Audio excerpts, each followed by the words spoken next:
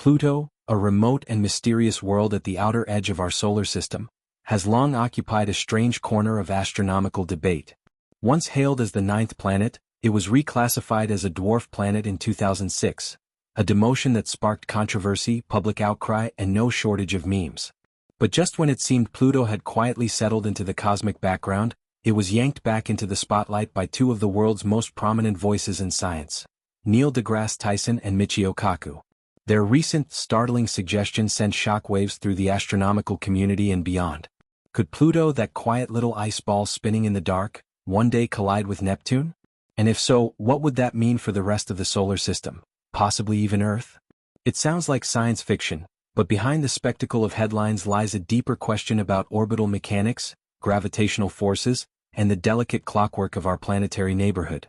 To understand how such an unimaginable event might unfold, we need to examine the strange reality of Pluto's orbit, a path so unique and erratic, it almost seems like a cosmic mistake. Unlike the smooth, mostly circular orbits of the major planets, Pluto carves out an elongated ellipse that's dramatically tilted relative to the plane of the solar system. In fact, Pluto's orbit is inclined by 17 degrees, making it a steep outlier compared to the near-flat alignment of planets like Earth or Venus. What's even more peculiar is that for roughly 20 years during its 248-year journey around the Sun, Pluto actually gets closer to the Sun than Neptune does. You read that right.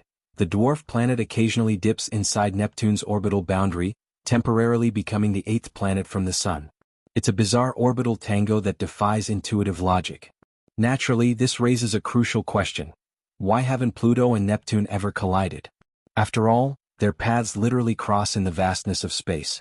The answer lies in the precise harmony of orbital resonance, a sort of cosmic choreography governed by gravitational interactions.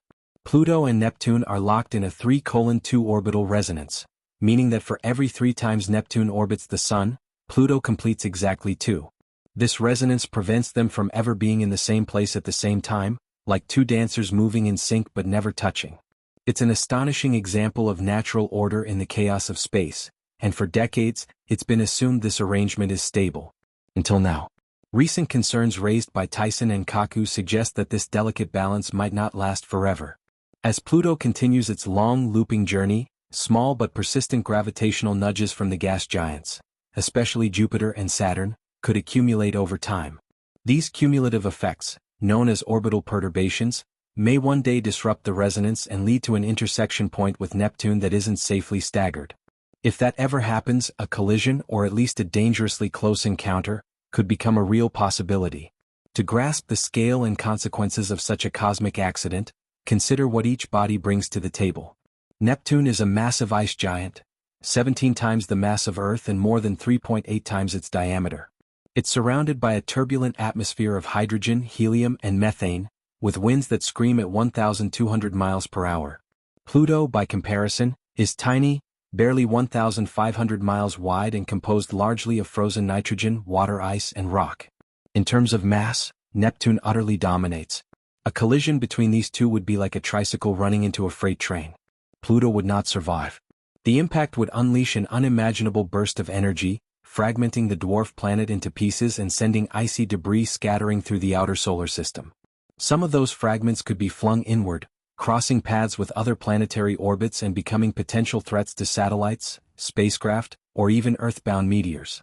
Others might coalesce into new objects, icy moons, ring structures, or even a second Kuiper belt. But Neptune wouldn't escape unscathed. Depending on the angle and velocity of impact, its atmosphere could be disturbed, possibly resulting in atmospheric heating, violent weather surges, or even minor changes to its orbit. Such a shift, even if only slight, could ripple across the solar system, disrupting the gravitational equilibrium that holds everything in place. That includes Earth. Of course, all of this remains hypothetical, for now. The orbital mechanics that govern Pluto's path are deeply complex, and many simulations suggest its current resonance with Neptune should remain stable for millions of years. But that's not a certainty. Celestial mechanics isn't clockwork, it's chaos wrapped in probabilities. The slightest tweak in velocity or angle, perhaps from an undiscovered object in the Kuiper belt, or a passing interstellar body, could tip the balance. In that sense, Pluto is like a ticking time bomb orbiting far from the warmth of the Sun, its fuse lit not by fire but by mathematics and gravity. What makes this scenario even more unsettling is how little we truly know about Pluto's long-term orbital future. The three-body problem, which attempts to predict the gravitational behavior of three massive objects, in this case Pluto, Neptune, and the Sun, remains one of the thorniest puzzles in classical physics. Even with supercomputers and detailed simulations, there's a limit to how far into the future we can accurately project these orbits. Just a tiny variation in Pluto's initial position or velocity can lead to wildly different outcomes over tens of millions of years. It's like predicting where a leaf will fall in a hurricane. Michio Kaku, known for his work in theoretical physics and popular science, emphasizes that these concerns shouldn't be dismissed as fearmongering. Instead, he sees them as a wake-up call, a reminder that our solar system is not a finished product, but a dynamic, evolving environment. Kaku's view is that we're only beginning to understand the deep intricacies of orbital resonances and the forces that shape planetary motion. He suggests that breakthroughs in quantum mechanics and spacetime theory could eventually allow us to forecast planetary dynamics far more accurately than we can today. Tyson, ever the communicator, frames the issue as a story not of doom but of curiosity, a chance to peer deeper into the dance of celestial bodies and the astonishing forces that keep them from crashing into each other, most of the time. Beyond the hypothetical impact, the study of Pluto's orbit has profound implications for future space exploration. As humanity looks to explore the outer reaches of the solar system, and possibly send missions to the Kuiper Belt or even Oort cloud, understanding how bodies like Pluto move through space becomes critically important. The gravitational currents that tug on Pluto also influence spacecraft. Learning how to navigate these invisible forces could help us plan safer, more efficient trajectories for future probes, or even piloted missions, to the distant frontier of our cosmic backyard. It also raises broader philosophical questions. What does it mean for a planet to be stable? Can we ever truly say a planetary system is in balance when its components are drifting, shifting, subtly nudged by each other's gravity? The illusion of permanence that we often associate with the solar system, planets spinning serenely in their orbits, forever in motion yet never colliding, is just that, an illusion. Underneath the surface is a web of gravitational negotiations, compromises, and cosmic tension. One misstep, one celestial nudge, and that balance could collapse like a house of cards. This is what makes the Pluto-Neptune scenario so compelling. It's not just a question of what if they collide? It's a question of how fragile our solar system's harmony truly is. And as we gather more data, build more advanced telescopes, and simulate ever more precise models of planetary motion, we might start seeing other cracks in the foundation. Pluto and Neptune may be the first act in a longer, more chaotic cosmic drama. The prospect of planetary collision is unsettling, but it also highlights the wonder of our universe. That we can even predict these possibilities, run simulations, debate outcomes, consider gravitational consequences, speaks to how far human understanding has come. But it also reveals how much we still don't know. In the infinite theater of space, every planet, every moon, every icy rock is part of a much larger story, one filled with mystery, motion, and the possibility of dramatic change. And so, as Pluto glides silently along its tilted, elongated orbit, skipping past Neptune with each celestial pass, we're left with a haunting thought. The clockwork of our solar system may not be as eternal as it seems. Somewhere in the darkness, a moment may be waiting, millions, perhaps billions of years away, when that quiet dance ends in a devastating embrace. One of a kind and bordering on unimaginable, the possibility of Pluto colliding with Neptune isn't just a doomsday scenario. It could offer one of the most extraordinary natural laboratories in the universe. If it were to ever happen, such an event could unleash energy and gravitational conditions extreme enough to test the very foundations of theoretical physics, particularly the elusive and grand ambition of string theory. In this framework, particles aren't dots, but tiny vibrating strings whose resonances determine the nature of all matter and force. For decades, string theory has remained mostly mathematical, an elegant idea trapped on chalkboards and in computer simulations. But a catastrophic cosmic collision, like Pluto slamming into Neptune, might provide just enough raw energy to reveal whether this beautiful theory holds any truth in the real universe. Observing how matter behaves under such unprecedented gravitational compression and high-energy interaction could open windows into dimensions beyond the familiar three, perhaps giving us the first observational glimpse into the strings that supposedly weave the cosmos together. Though Earth would remain physically unaffected, floating safely in the inner solar system, the scientific ripples would be immense. Instruments across the planet and in orbit would turn toward the collision like a chorus of eyes, capturing data in every spectrum. And in those data might lie answers to some of humanity's oldest questions. What are we really made of, and what forces built the fabric of everything we see? The thought is staggering, a reminder that even the cold, silent void at the edge of the solar system could become the setting of a moment that changes everything we think we know. But even if such an impact never happens, and current models suggest it won't for billions of years if ever, the dynamics between Pluto and Neptune already offer a drama worth studying. Pluto, ever the outcast with a strange elliptical orbit that cuts in front of Neptune's path, seems to dance with danger. Yet it never collides. What? That question has captivated astronomers for over a century, pulling them into the elegant rhythms of orbital resonance. In a finely tuned gravitational choreography, Pluto and Neptune maintain a 3:2 resonance. Pluto completes 2 orbits around the Sun for every 3 that Neptune does. Their timing is so precise that, despite their orbits intersecting, the two worlds never actually approach one another too closely. It's like 2 dancers sharing the same floor space but always arriving at different moments in the music.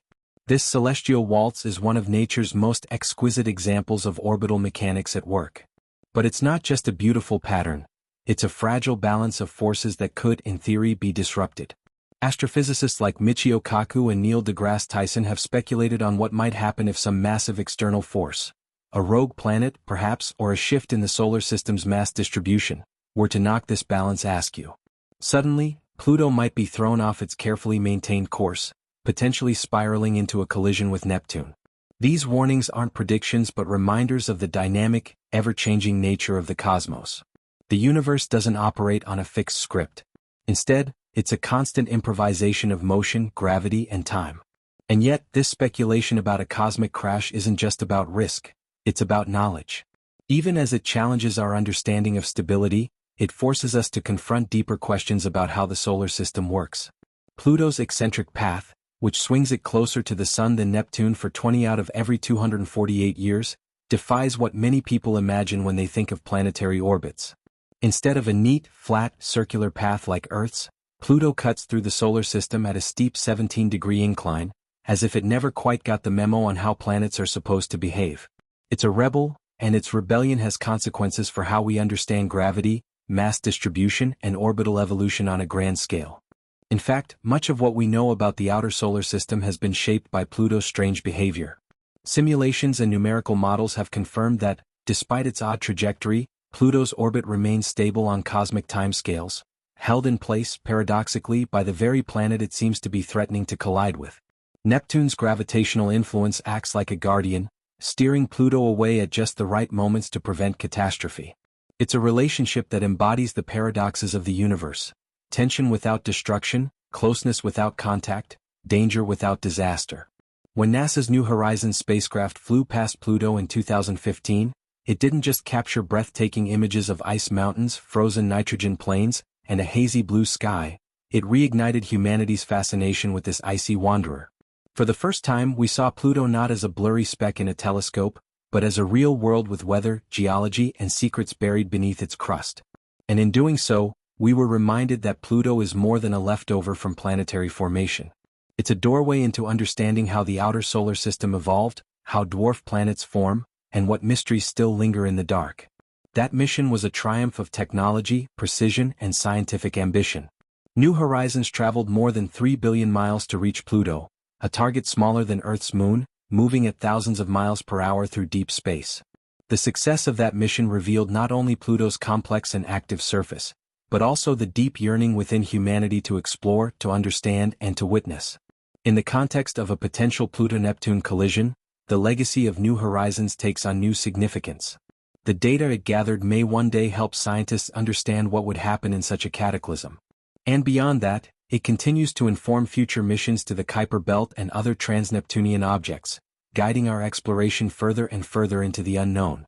But Pluto's story isn't just about science, it's about identity. The controversial 2006 decision to reclassify it as a dwarf planet ignited debates that still burn in classrooms, planetariums, and late-night conversations. It wasn't just about Pluto, it was about what it means to be a planet at all. Must a planet clear its orbit? Must it dominate its neighborhood? These are questions of definition but also of perspective. Pluto has enough mass to maintain a spherical shape. It orbits the Sun directly. It has moons, seasons, an atmosphere, and an active surface. By many measures it's a planet. And yet, because of its size and its failure to clear its orbital zone, it was demoted, a move that many astronomers and enthusiasts still challenge. This classification debate forces us to reckon with the limitations of our own language and systems. As our knowledge expands, the definitions we once held sacred are put to the test. Pluto's story reflects that evolution, a reminder that science is not static but living and responsive to new discoveries. And in that sense, Pluto's demotion may have elevated it in another way. No longer just the ninth planet, it became something more, a symbol of the unknown, of the outliers, of the distant and misunderstood. By studying Pluto and its gravitational interactions with Neptune and other Kuiper Belt objects, we're gaining critical insight into the early solar system. The very existence of the Kuiper Belt, a vast region of icy bodies beyond Neptune, is in part due to the influence of Pluto and its kin. These small worlds hold clues about planetary migration, a theory that suggests the giant planets didn't form where we see them now but moved over time, reshaping the solar system as they went. Neptune may have migrated outward, capturing Pluto in its gravitational grip and locking it into its current orbital resonance. That movement may have stirred up the Kuiper Belt, scattering icy bodies and seeding the solar system with cometary material. Understanding these interactions gives us a better grasp of how planetary systems form elsewhere in the galaxy. It tells us what to look for as we peer into the orbits of exoplanets around distant stars. Pluto's orbit, its formation, and its ongoing relationship with Neptune become not just curiosities but universal keys, clues to processes that may be playing out right now in other star systems light years away. And as we look further, deeper, with more powerful telescopes and bolder missions, we continue to track Pluto's path, not just for fear of a collision, but for the wealth of knowledge it might yet unlock. Every wobble in its orbit, every gravitational nudge from Neptune, carries with it the echo of ancient forces, the whisper of the cosmos building itself from chaos into order. While the prospect of a planetary collision might keep us wondering what if, the reality is that Pluto, just by existing where it does, continues to shape our understanding of everything from orbital dynamics to the birth of worlds. In the end, the story of Pluto and Neptune isn't one of destruction, it's one of balance, mystery, and potential. Whether or not they ever collide, their relationship teaches us about the silent, powerful forces that shape the solar system. It reminds us that the universe is alive with motion, with tension, with possibilities waiting to unfold. And so, scientists will keep watching, keep calculating, keep dreaming, not because they expect disaster but because even the tiniest dwarf planet might help unlock the greatest cosmic truths.